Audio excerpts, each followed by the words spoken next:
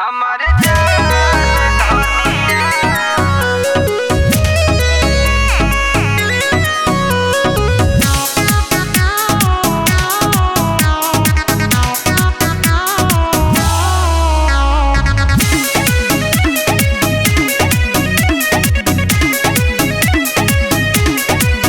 तू त बन गइलू गुप्ता जी के जान धनिया।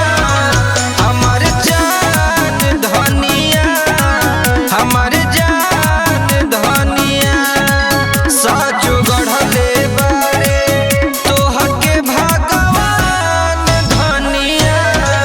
हमार जान धनिया, हमार जान धनिया।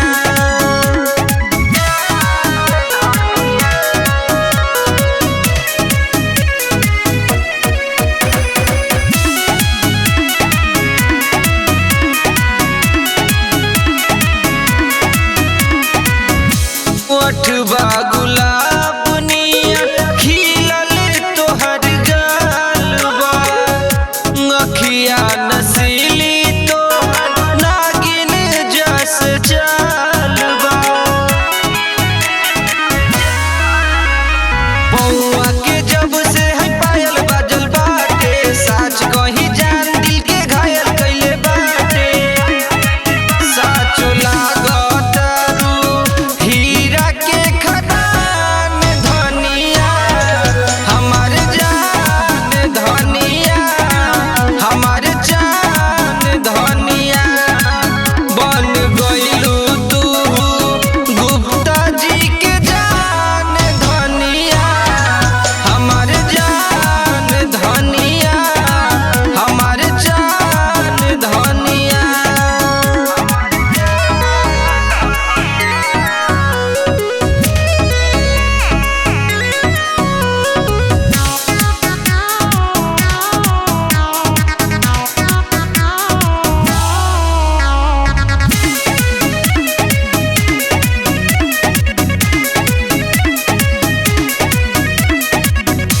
काढ़ेला करेज जान एक मुस्कान हो।